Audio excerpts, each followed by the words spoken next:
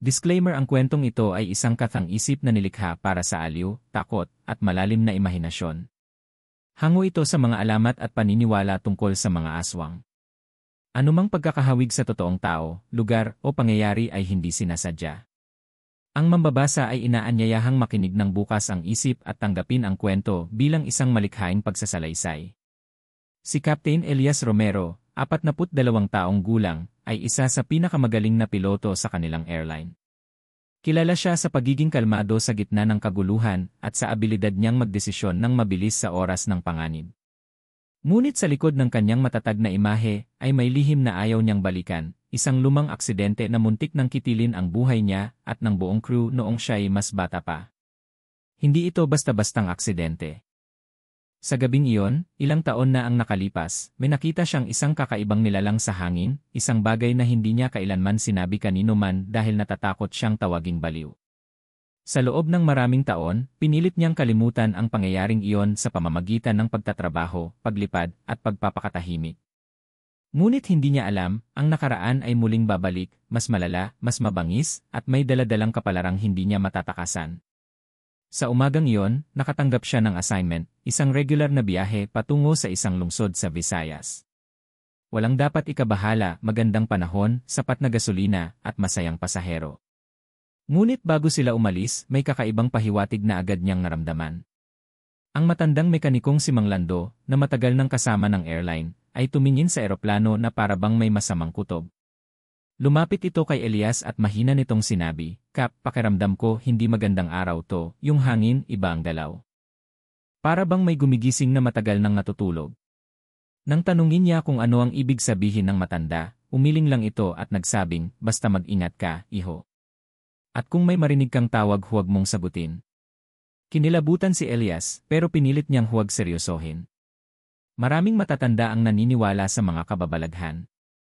At hindi niya kayang huminto o matras dahil lang sa mga salitang walang paliwanag. Isa siyang propesyonal. Kailangan niyang maging matatag. Ngunit habang nagpre-prepare sila, may isa pang kakaibang bagay, nagfa-fluctuate ang radyo, nagbibigay ng static na parang paulit-ulit na may dumadagundong na boses. Akala niya ay interference lamang, ngunit napansin niyang tila, kahit papaano, may rikiri ito at ang tunog ay parabang may bumubulong sa kanyang pangalan. Pag-alis nila, pansin niyang hindi siya mapakali. Ang kamay niya ay medyo nanginginig habang hawak ang controls. Sa isip niya, hindi ito tulad ng dati. May mali, may sumusunod. Habang papataas ang eroplano, sumisikip ang dibdib niya. Hindi dahil sa takot, kundi dahil sa pakiramdam na ang misyon na ito ay magsisimula ng panibagong bangungot. At kung anuman ang naghihintay sa himpapawid, may koneksyon iyon sa nakaraan niyang hindi niya inamin kahit kanino. At dito nagsisimula ang bangungot na maghahatid sa kanyang diretsyo sa isla ng mga aswang. Habang patuloy na lumilipad ang eroplano sa maaliwalas na himpapawid, unti-unting napalitan ang kaninang malinaw na kalangitan ng kakaibang kapal ng ulap. Sa flight radar, makikita ni Captain Elias na wala namang nakareport na bagyo o low pressure area sa ruta nila. Lahat ay dapat normal. Pero sa totoong sitwasyon sa labas, tila may nabubuong unos na hindi mula sa ordinaryong panahon. Tahimik ang mga pasahero, karamihan natutulog, ang iba ay nagbabasa. Ngunit ang mga crew, lalo na si First Officer Jace, ay napapansin ang hindi mapakaling galaw ng kanilang kapitan. "Sir, okay ka lang ba?" tanong ni Jace habang tinitingnan ang papalapit na makapal na ulap. Wala sa forecast to, hindi agad sumagot si Elias. Tinitigan niya ang radar na unti-unting nagkakaroon ng disturbance na parang umiikot, isang bilog na hindi normal. At sa loob ng disturbance na yon, may lumalabas na signal. Hindi ito galing sa airport tower. Hindi rin ito galing sa ibang eroplano. Ito ay isang frequency na hindi dapat umiiral. Kasunod nito, muling sumulpot ang static sa radyo. Ngunit ngayon, mas malinaw, mas direkta, at may halong nakapangingilabot na boses. "Ale. Yes." Napatayo si Jace mula sa kinaupuan niya. "What was that, sir? Narinig mo ba?" Pero si Elias, napako ang tingin sa harap. Hindi dahil sa boses, kundi dahil sa biglang pagdilim ng buong paligid. Ang eroplano ay parang lumulubog sa isang ulap na may sariling buhay. Kumakapal. Tila may humahabol na anino sa kanilang likuran. Biglang umalon ang buong eroplano na parang may higanteng kamay na humawak dito mula sa labas. Captain, turbulence ba to? Hindi ganito kalakas sa forecast, sigaw ng isang flight attendant habang pilit pinapakalma ang mga pasahero. Ngunit hindi turbulence ayon. Iba ang pakiramdam. Para bang hinihila sila sa isang direksyong hindi nila ginusto. Pinilit ni Elias na iangat ang eroplano, ngunit tumatanggi ang system. Nagmi-malfunction ang autopilot, ang mga gauges nag-iba, at ang kompas ay umiikot ng walang direksyon. Ang navigation screen ay nagbabago ng coordinates kahit walang input. Sir, nawawala tayo sa ruta, sigaw ni Jace. Alam ni Elias na nawawala sila pero hindi lang sa ruta. Nawawala sila sa realidad na nakasanayan nila. Habang lumalapit sila sa gitna ng ulap, unti-unti itong nagiging kulay pula. At sa dulo nito, may nakapaskil na imahe, hugis islang hindi nakamarka sa mapa. Parang inihaharap sa kanila ng sapilitan, parang inaanyayahan sila. At ang radyo, sa huling pagkakataon bago tuluyang mawala ng signal, ay muling nagbigay ng bulong, halika bumalik ka sa lugar kung saan ka dapat madurog. Sa sandaling yon, humawak si Elias ng mariin sa controls. Isang malakas na puwersa ang tumama sa eroplano at wala siyang nagawa kundi ibagsak ito sa tanging lugar na nasa harapan nila, isang misteryosong isla na puno ng kadiliman. Dito magsisimula ang tunay na bangungot. Habang binabayo ng malakas na puwersa ang eroplano, mabilis na nagdesisyon si Captain Elias na manumanong kontrolin ang sasakyang lipad. Tanggal ang autopilot, nagwawala ang mga gauge, at ang navigation system ay tuluyang nag-blackout. Wala nang ibang pag-asa kundi ang sariling kakayahan niya bilang piloto. Humugot siya ng malalim na hininga bago tumingin kay Jace. Hold on, may makikita akong clearing, doon natin ibabagsak. Sir, clearing ba yan o bangungot? Sagot ni Jace na nanginginig. Sa baba, unti-unting lumilitaw ang isang mahabang kahabaan ng kagubatan, may parang patag na bahagi na tila dating airstrip o dating tinitirhan ng mga tao. Ngunit wala siyang oras para magduda. Kung hindi sila maglalanding ngayon, tiyak na sasabog sila sa ere.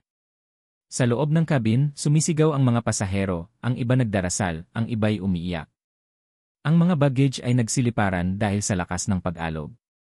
Ang tunog ng makina ay umaatungal na parang hayop na nagdudugo. Brace! Brace air impact, sigaw ng flight attendants. Sa loob ng ilang segundo, tila humaba ang oras. Ang windscreen ay kumikislap sa kidlat mula sa mahiwagang ulap na tila ayaw silang pakawalan. Ngunit nang malampasan nila ito, biglang lumiwanag ang paligid at nandoon na ang islang hindi nila dapat napuntahan. Ang paglapag na parang pagbagsak sa impyerno paglanding nila, bumulusok ang eroplano sa lupa. Kumayod ang dalawang gulong, sabay bumaon ang ilalim at tumilapon ang ilang bahagi ng wing. Umikot ang buong aircraft ng 2 beses bago tuluyang huminto sa gilid ng makapal na gubat. Pagkatigil, biglang nagkaroon ng katahimikan, isang uri ng katahimikang mas nakakatakot kaysa sa sigawan kanina. Dahan-dahang tumayo si Elias, isinara ang mga emergency switch, at hinila ang oxygen mask niya. Nanginginig pa rin ang kamay niya pero kailangan niyang maging matatag. Everyone were okay. We survived, mahina niyang sabi sa intercom. Pero hindi sila okay. At hindi pa tapos ang pagdating ng kamalasan. Ang unang pahiwatig ng kadiliman pagbukas ng emergency exit, lumabas agad ang malamig na hangin. Hindi normal ang lamig, para bang may nakapalibot na presensya. Ang mga puno ay sobrang taas, ang lupa mabasa, at ang hangin ay may amoy na hindi niya maipaliwanag, parang dugo na hinaluan ng hangin ng dagat. Habang inilalabas ang mga pasahero, napansin ni Jace na parang may liwanag na dumadaan sa pagitan ng mga puno. Hindi ito flashlight. Masyadong mabilis. Masyadong mataas. Mukhang may tao.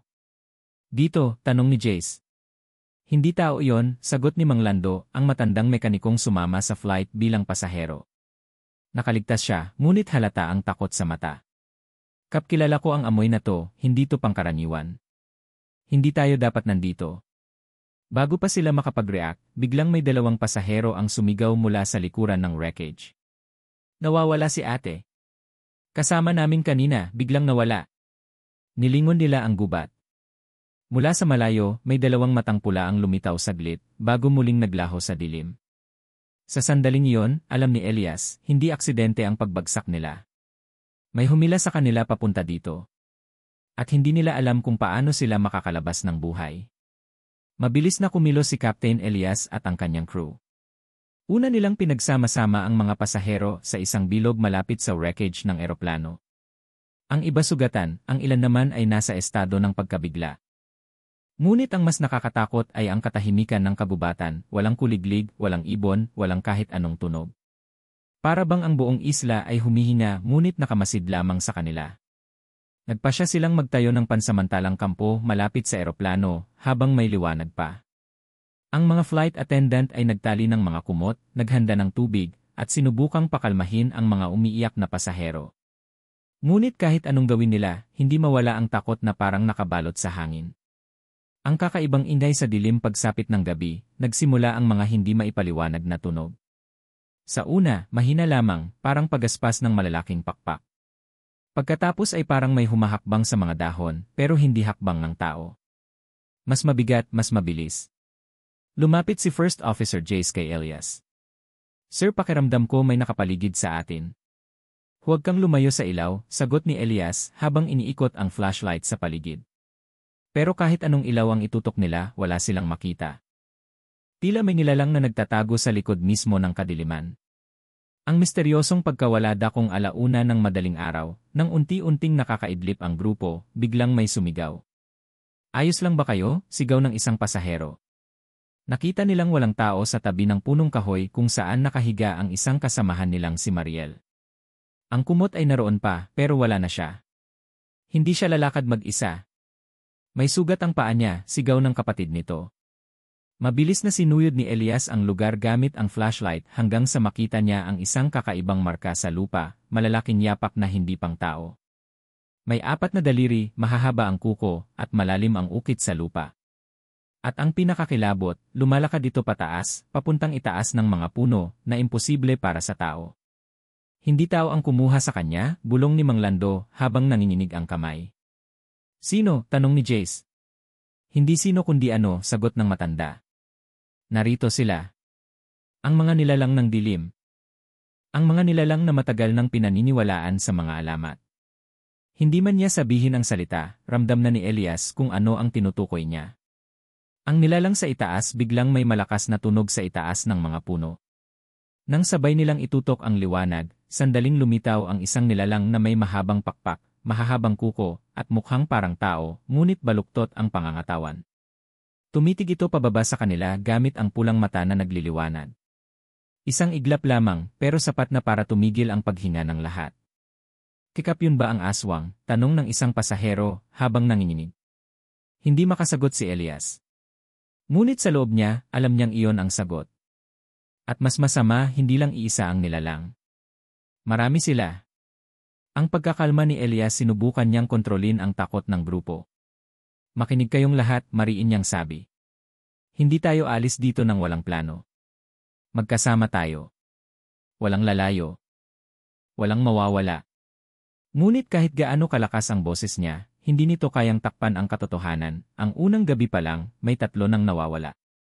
At ang mga aninong nagmamatsyag mula sa kabubatan ay tila nag-aabang lamang ng tamang sandali para umatake. Kinabukasan, isang mapulang araw ang sumalubong sa kanila, hindi karaniwang umaga. Ang langit ay may kakaibang kulay, halos parang may usok na manipis na nakabalot sa buong isla. Habang nagpapahinga ang ilan, nagpasya si Captain Elias na hindi na sila maaaring manatili malapit sa wreckage ng eroplano. Kailangan nilang humanap ng mas ligtas na lugar, lalo na't alam nilang may mga nilalang na nagmamasid sa kanila sa gabi.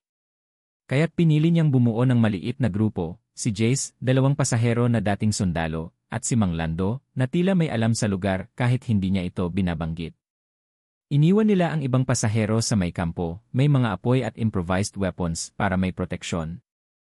Paglakad patungo sa kaloob-looban ng isla, habang naglalakad sila papasok ng kabubatan, napansin nilang kakaiba ang mga puno, mahahaba ang sanga, baluktot na parang may sinusundan na direksyon. May mga marka rin sa mga puno, hugis bilog na may parang mata sa gitna. Hindi ito gawa ng tao. Hindi ito basta gubat, bulong ng isang dating sundalo. Parang may bantay. At tama siya. Lalong lumalalim ang katahimikan habang sila'y naglalakad, na para bang bawat hakbang ay nagigising ng mga espiritong natutulog. Ang hangin ay malamig, may halong baho ng nabubulok na karne. Ang pagtuklas sa abandonadong baryo makalipas ang halos 1 oras, napansin nilang nag-iba ang ayos ng lupa. May mga lumang kahoy, wasak na kagamitan, at bahay na halos lumubog na sa lupa. Para itong baryo na iniwan ng tao decades ago. Ngunit sa bawat bahay ay may bakas ng karahasan, may kalmot sa pader, may dugo sa sahig na parang hindi pa ganong katagal. May nakatira dito dati, sabi ni Jace, pero hindi tao ang sumira. Pumasok sila sa isang malaking kubo sa gitna ng baryo. Dito nila nakita ang isang matandang lalaki, nakahiga sa sahig, halos wala ng buhay, ngunit humihinga pa. Nakapikit, nanginginig, at may malalalim na sugat na parang kagat ng malalaking panga. Mabilis na lumapit si Mang Lando. Tao to. Buhay pa. Dahan-dahang iminulat ng matanda ang mata niya. Pagkakita kay Elias, parang nakilala niya ito kahit kailanman ay hindi sila nagkita. Kayo-kayo ang tinawag nila, bulong ng matanda. Nasaan ang mga tao dito? Tanong ni Elias. Tumulo ang luha ng matanda. Wala na kinain ginawang alagad ng Panginoon ng isla. Napatingin ang grupo sa isa't isa. Sino ang tinutukoy niyang Panginoon ng isla? At bago pa man makapagtanong si Elias, biglang lumakas ang hangin. Parang may gumagalaw sa labas ng kubo. Napahawak si Jay sa baril niyang improvised. Mang Lando, bulong ng matanda, umalis kayo dito bago kayo mapili. Bago pa man matapos ang huling salita, biglang may napakalakas na kaluskos sa bubong, parang may mabigat na nilalang na dumapo roon. Kasunod nito ang isang sigaw, hindi sigaw ng tao, kundi tila halimaw na nagagalit. Kailangan na nating umalis, sigaw ni Elias. Habang tumatakbo sila palabas ng baryo, narinig nila ang pagdurog ng kahoy mula sa bahay kung saan naiwan ang matanda. Sa huling sandaling iyon, alam ni Elias, hindi lang sila basta napadpad dito. May nag-aabang sa kanila. At may dahilan kung bakit sila dinala sa isla. Pagbalik ni na Elias mula sa abandonadong baryo, hindi na sila ang pareho. Mabibigat ang hakbang nila, puno ng kaba at tanong sa isip. Ang salitang binitiwan ng matanda, Panginoon ng isla, ay paulit-ulit na umuukit sa utak nila. Sino ang nilalang na yon? Bakit nito gustong ipadala sila rito? Pagdating nila sa kampo, sinalubong sila ng mga pasaherong balisa at takot. May natagpuan ba kayong ibang tao? Tanong ng isang babae. Huwag muna nating pag-usapan habang nandito ang lahat, sagot ni Elias. Ngunit alam niyang hindi niya kayang itago ng matagal ang katotohanan. Ang pag-uusat sa dilim kinagabihan, nang makatulog na ang karamihan, pinagtipon ni Elias ang kanyang core group, si Jace, ang 2 dating sundalo, at si Mang Lando. Kailangan nating malaman kung ano talaga ang lugar na to, sabi ni Elias. Napatingin sila kay Mang Lando, na mula pa lamang nang magsimula ang biyahe, ay tila may alam na hindi niya sinasabi. Lando, sabi ni Elias, ano ba talaga ang alam mo? Ilang segundo bago sumagot ang matanda. Malalim ang hinga nito. Para bang matagal niya nang kinikimkim ang sikreto. May alamat tungkol sa islang ito. Ayon sa matatanda sa probinsya namin, panimula ni Mang Lando, may isang isla sa laot na hindi nakikita sa normal na mapa. Sinasabing naglalakad ang isla, lumilitaw lang kapag may gusto itong kunin. Kunin? Tanong ni Jace. Sagot ng matanda. Ang isla raw ay tirahan ng Panginoon ng Aswang, ang pinakaunang nilalang na umusbong bago pa raw magkaroon ng mga tao. Siya ang pinagmula ng lahi ng mga aswang. At sa loob ng 1,000 taon nag-aanyaya siya ng mga alay. Napatigil si Elias. Alay? Para saan? Para lumakas, tugon ni Mang Lando. Hindi siya basta halimaw. Isa siyang entidad na nabubuhay sa takot, dugo, at kaluluwa ng mga tao. At may kapangyarihan siyang hilahin ang kahit anong sasakyan, barko, bangka at ngayon, eroplano. Ang koneksyon ni Elias, pero bakit kami? Tanong ni Jace. Bakit tong flight na to? Dahan-dahang tumingin si Mang Lando kay Elias, na noon ay nakayuko. Nabanggit ng kapitan kanina may nakita ka raw noon, di ba? Sa dating aksidente mo. Umangat ang ulo ni Elias. Hindi niya inaasahang pag-uusapan nila yon. Hindi ko alam kung totoo pero may nakita nga ako, sagot niya. Isang nilalang sa labas ng eroplano, nakatingin sa akin. Akala ko hallucination lang. Umiling si Mang Lando.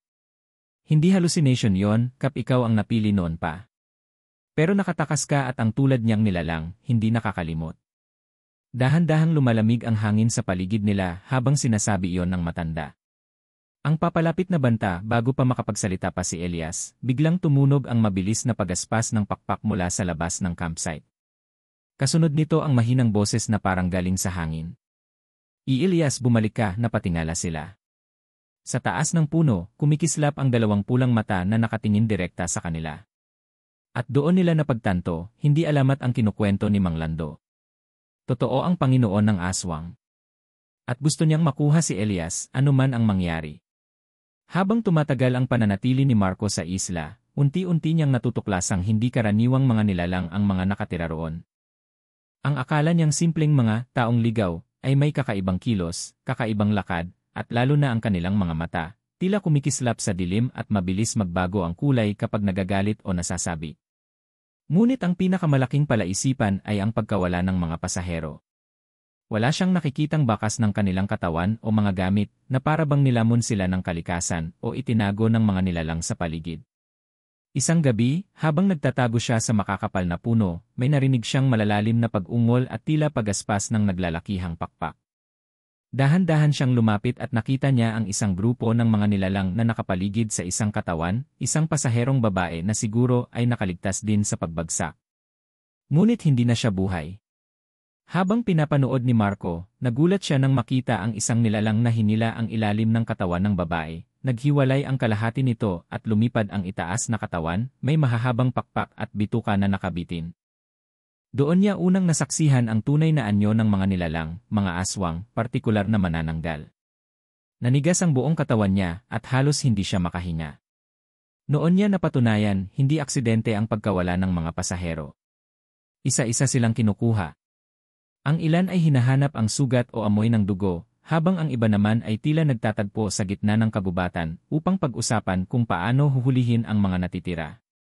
Sa sobrang takot, napaatras si Marco at nadulas sa isang tuyong sanga.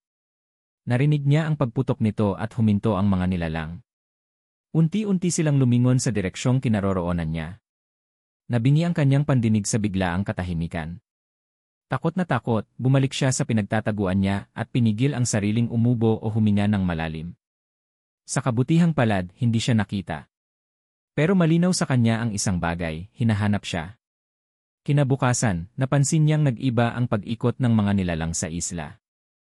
Parang may sistema sila, mayroong mga nagbabantay sa gabi, may mga naghahanap sa umaga, at may mga tila nagkukunwaring tao sa araw upang malinlang ang sinumang naliligaw.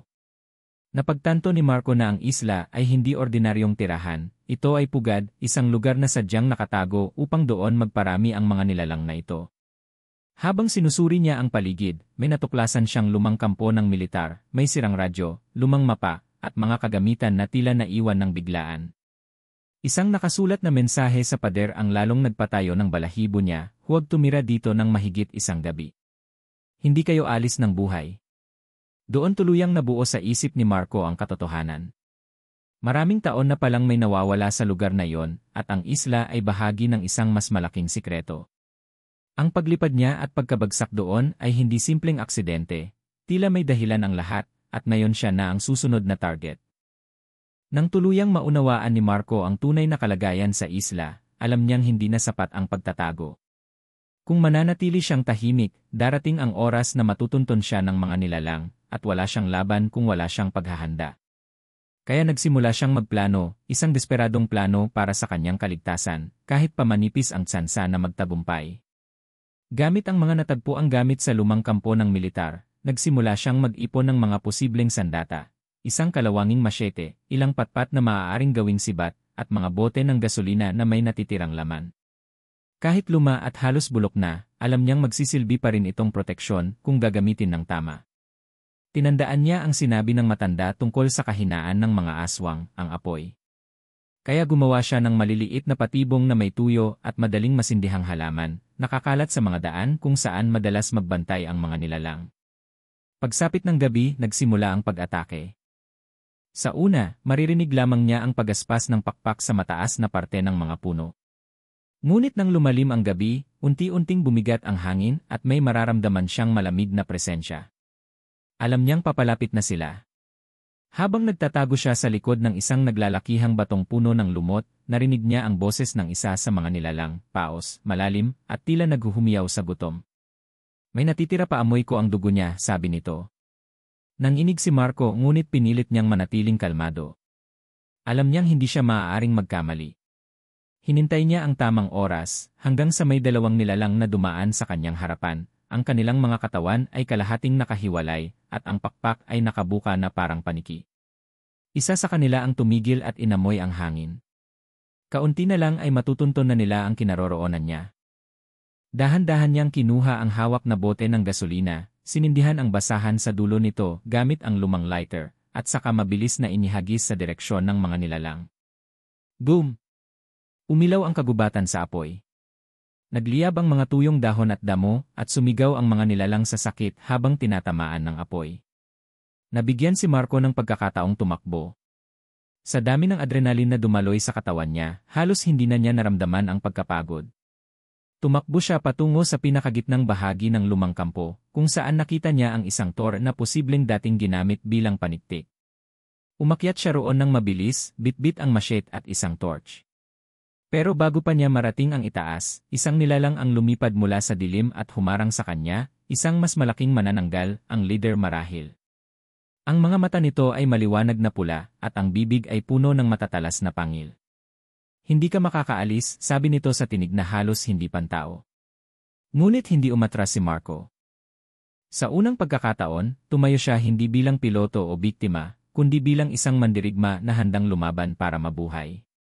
Sa gitna ng dilim at apoy, nagsimula ang pinakamatinding labanan ng kanyang buhay. Ang gabi ay lalong naging madilim at malamig, ngunit hindi na ito nakapagpabagal kay Captain Elias at sa kanyang maliit na grupo. Alam nila na ang tanging paraan upang makaligtas ay harapin ang Panginoon ng isla at ang kanyang mga alagad. Pinagplanuhan nila ang pagtakas, ang lumang barko sa kabilang baybayin ang kanilang target. Ngunit sa daan patungo rito, kailangang makatawid sa pinakakakilakilabot na parte ng kagubatan, ang puso ng isla, kung saan ang dilim ay parang buhay na nagbabantay. Habang naglalakad, may kakaibang katahimikan. Ang hangin ay halos walang tunog at ang lupa ay parang nagbabala sa bawat hakbang nila. Biglang may pagaspas ng pakpak sa itaas, at nakita nila ang isang grupo ng mga manananggal na tila nag-aabang at nagbabantay. Ang isa sa mga dating sundalo ay nagtaas ng baril at sumigaw, ngunit agad silang pinaalalahanan ni Elias na huwag gumawa ng ingay, kung hindi, siguradong maaatake sila. Isa-isa silang naglakad sa madulas na sanga at batuhan, pinipilit na hindi mapansin. Ngunit isang maling hakbang lang, at bigla nilang naramdaman ang paglipad ng isang malaking nilalang sa kanilang harapan. Tumalon si Elias, at sa kabutihang palad, tumalbog lamang ito sa tabi. Subalit hindi iyon huling engkwentro. Isang malakas na sigaw mula sa dilim ang nagbanta sa kanila. Sa gitna ng kagubatan, may isang malaking lawa na kulay itim na parang aspalto. Alam nilang dito ang huling hadlang bago marating ang baybayin. Ngunit ang tubig ay may kakaibang enerhiya, ang ilan sa kanilang mga kasama ay nakaramdam ng panlulumo at panghihina.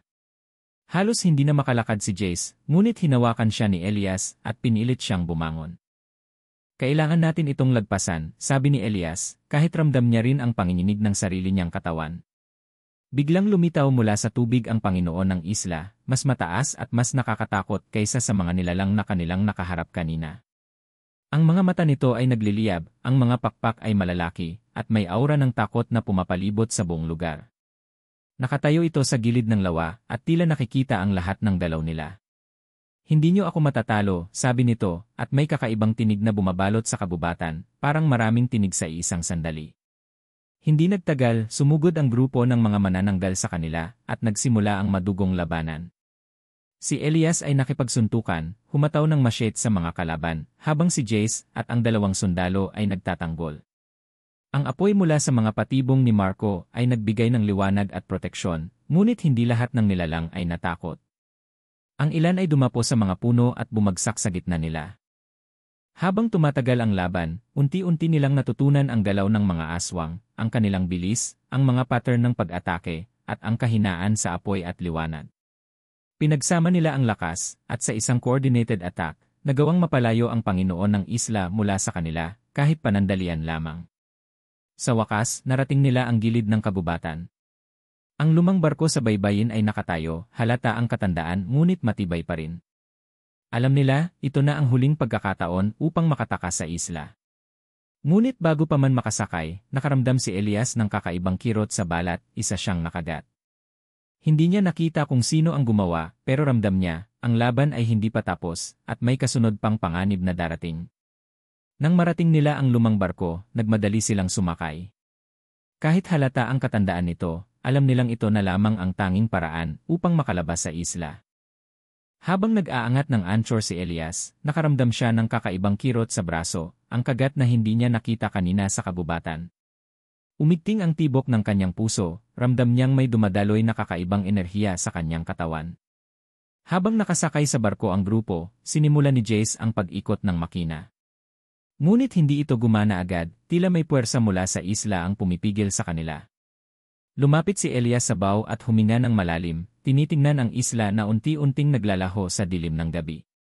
Hindi na nila alam kung ang kanilang nakikita ay realidad o ilusyon lamang. Biglang lumakas ang hangin at may mga anino na sumunod sa barko, dumadaan sa tubig na parang nakikisabay sa kanila. Isa sa mga nilalang, ang pinakamalaking manananggal na nakita nila, ay lumundag mula sa tubig, nanginginig ang mga pakpak at kumikislap ang mata. Ngunit sa sandaling iyon, nakita ni Elias ang maliit na kahinaan nito, ang apoy sa kamay ni Marco mula sa natitirang patibong. Tinamaan ang nilalang at napalayo, nagbigay daan sa kanila para tuluyang maglayad. Habang lumalayo ang barko, isa-isa silang huminga ng maluwag. Ang kagubatan ng isla ay naglaho sa dilim at ang katahimikan ay parang bumabalik sa normal. Ngunit ang kagat ni Elias ay patuloy na nangangati, at sa loob niya, alam niyang may nangyari, ang enerhiya mula sa aswang ay kumalat sa kanyang dugo. "Sir, okay ka lang ba?" tanong ni Jace habang nakatingin sa kagat. Hindi ito simpleng sugat," sagot ni Elias, nakatitig sa braso. "May nangyayari sa loob ko." Hindi nagtagal, unti-unti niyang naramdaman ang kakaibang lakas at pagbabago sa sarili. Ang dati niyang pangkaraniwang katawan ay parang may kakaibang enerhiya, mas mabilis ang reflex, mas matalas ang pandama. Ngunit sa likod ng bagong lakas na ito, may pangamba, bakit niya naramdaman na bahagi na siya ng isla, bahagi ng kanilang mundo. Sa huling eksena, habang lumalayo ang barko sa isla, nakatingin si Elias sa itim na linya ng kabubatan. May isang anino na nanatiling nakamasid sa kanila, ang mga pulang mata ng Panginoon ng isla. At sa loob niya, alam niyang, hindi pa tapos ang laban. Ang isla ay laging maghihintay, at ang bakas ng kanyang dugo ay nagdala sa kanya sa isang landas na hindi na niya maiwasan. Ang barko ay lumubog sa katahimikan ng dagat, dala ang grupo at ang bagong lihim ni Elias. Ngunit sa puso niya, alam niyang ang bawat gabi at bawat bangungot ay magpapaalala sa kanya, ang aswang at ang isla ay hindi basta mawawala. At ang kanyang buhay ay magbabago magpakailanman. Isa.